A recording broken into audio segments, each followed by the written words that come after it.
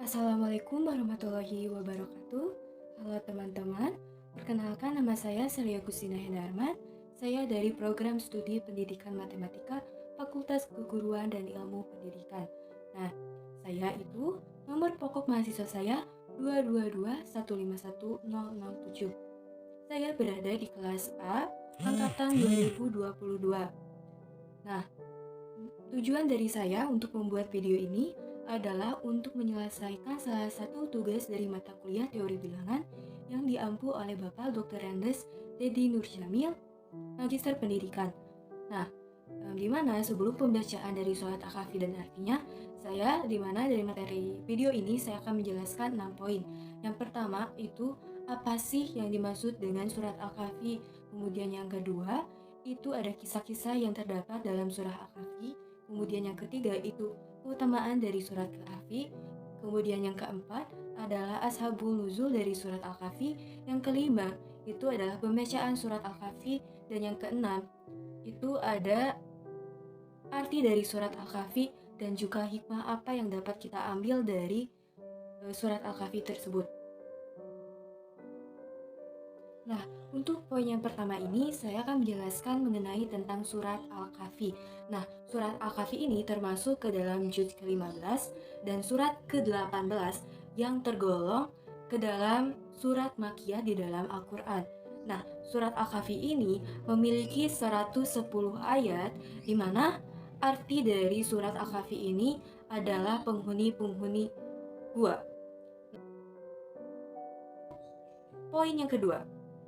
Untuk poin yang kedua, ini menjelaskan mengenai tentang kisah-kisah yang terdapat dalam surat Al-Kahfi. Konon, kisah-kisahnya itu ada 4. Kisah yang pertama ini yang sering kita dengar waktu kecil juga, yaitu mengenai tentang 7 seorang pemuda yang disebut dengan Ashabul Kahfi yang menyelamatkan diri mereka dan melindungi diri mereka ke dalam gua, di mana pada saat itu Raja Dkianus sangat kejam dan melarang rakyatnya untuk tidak mentaati Allah Subhanahu wa taala. Nah, untuk kisah yang kedua ini mengenai tentang Zabibul Zanatain. Zabibul Zanatain ini adalah seorang pemilik kebun rindang yang subur, namun ia itu sangat kufur akan Allah Subhanahu wa taala dan tidak menyadari nikmatnya. Dan malahan seorang pemilik kebun rindang ini merendah-merendahkan orang dan juga bersikap sombong. Nah, untuk kisah yang ketiga itu mengenai tentang pertemuan Nabi Musa alaihissalam dengan Khidir alaihissalam, di mana Nabi Musa alaihissalam ini menyadari bahwa Khidir ini lebih pintar darinya. Nah, kemudian untuk kisah yang keempat itu mengenai tentang Zulkarnain, yang artinya itu pemilik dua tanduk. Artinya pemilik dari dua tanduk ini, bahwa dari kisah ini menceritakan bahwa pentingnya kekuasaan itu dipegang oleh orang yang penuh kesadaran akan bahwa kedudukan dan tahta itu merupakan amanah dan juga akan dipertanggungjawabkan kepada Allah SWT suatu saat nanti. Nah, kemudian selanjutnya poin yang ketiga, yaitu keutamaan dari surat Al-Kahfi. Sebenarnya keutamaan dari surat Al-Kahfi ini sangatlah banyak sekali. Namun yang paling utama ini yang akan disebutkan oleh salah satu hadis, yaitu Al-Hakim, yang artinya bahwa siapa saja yang membaca surat Al-Kahfi pada hari Jumat, cahaya akan menaringinya di antara 2 Jumat. Nah, itulah keutamaan dari surat Al-Kahfi. Nah, kemudian untuk poin yang keempat ini mengenai tentang asbabun nuzul dari surat Al-Kahfi. Nah, apa sih yang dimaksud dengan asbabun nuzul? Di mana surat-surat yang diturunkan di dunia ini itu tidak hanya mengenai tentang menerjemahkan atau mengetahui tentang artinya saja. Namun, juga surat-surat yang turun di dunia ini kita harus mengetahui tentang sebab adanya diturunkan surat tersebut atau latar belakang adanya surat itu kenapa, dan itu disebut dengan asbabul nuzul. Nah, asbabul nuzul dari surat Al-Kahfi itu ada yang menurut tentang Ibnu Katsir, di mana asbabul nuzul dari surat Al-Kahfi adalah kaum Quraisy yang menanyakan tentang Muhammad kepada para pendeta Yahudi, di mana pendeta Yahudi ini mencetuskan kaum Quraisy untuk menanyakan kepada Nabi Muhammad, menanyakan 3 hal. Jika Nabi Muhammad tidak bisa menjawab, maka ia hanya mengada-ngada, namun dia bisa menjawab, maka ia adalah Nabi yang diutus. Nah, ketiga hal tersebut adalah yang pertama, itu mengenai tentang seorang pemuda yang pergi pada masa terdahulu, dan yang kedua, itu mengenai tentang seorang penjelajah yang menjelajahi bumi dari sebelah timur dan barat, dan yang ketiga itu menanyakan mengenai tentang persoalan ruh dan penjelasannya. Nah, kemudian dari kaum Quraisy ini menanyakan 3 hal kepada Nabi Muhammad, dan beliau berjanji untuk menjawabnya besok. Namun, hari esok telah tiba, tetapi wahyu belum turun juga kepada Nabi Muhammad sampai hari ke-15, yang menyebabkan orang-orang Mekah ini pada geger bahwa ternyata masih juga belum ada jawaban dari ketiga pertanyaan tersebut. Nah, di mana hal tersebut menyebabkan Nabi Muhammad sangat bersedih hati, dan juga ditambah kesedihan Nabi Muhammad dari ceceran-ceceran dari orang-orang Mekah.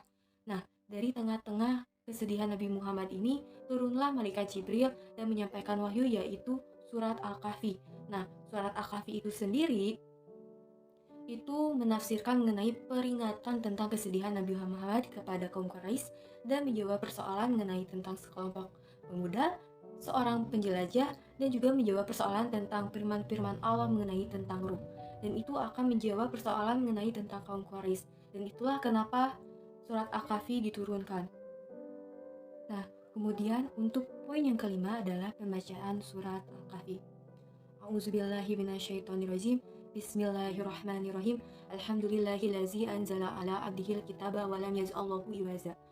Qayyiman liyunzira ba'san sadidan min ladunhu wa yubashshiral mu'minina allazina ya'maluna sholihati anna lahum ajran hasanah makisina fihi abada wa yunzira allazina qalu takhadallahu walada ma lahum bihi min ilmi wa la li abaihim kaburat kalimatan takhruju min afwahihim yaquluna illa kaziba ala alaqabaqiqun nafsaka ala asfarihim illam yu'minu bihadzal hadisi asafa inna za'alna ma'alal arzi zinatan laha linabluwahum ayyuhum ahsanu amala wa inna laza'iluna ma'alaiha so'izan zuruda am hasibta anna ashabal kahfi warraqimi kanu min ayatina azaba iz awal fisyatu ilal kahfi faqalu rabbana atina min ladunka rahmatan wa hayyi lana min amrina rasada.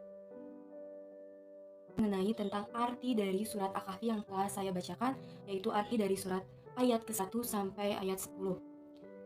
Segala puji bagi Allah yang telah menurunkan kitab Al-Quran kepada hambanya, dan dia tidak menjadikannya bengkok, sebagai bimbingan yang lurus, untuk memperingatkan akan siksaan yang sangat pedih dari sisinya, dan memberi kabar gembira kepada orang-orang mukmin yang mengerjakan kebijakan bahwa mereka akan mendapat balasan yang baik.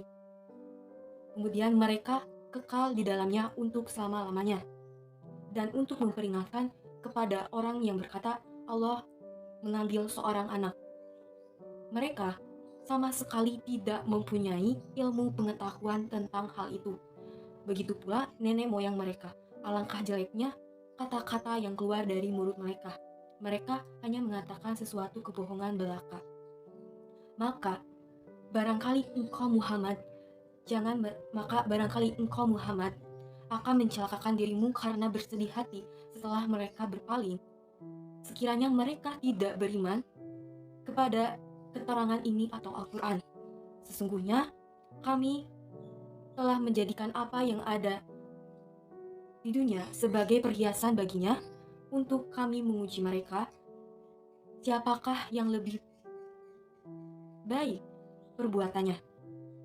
Kemudian, dan kami benar-benar akan menjadikan apa yang ada di atasnya menjadi tanah yang tandus lagi gersang. Apakah engkau mengira bahwa orang yang mendiami gua dan orang yang mempunyai rokim itu termasuk tanda-tanda kebesaran kami yang menakjubkan?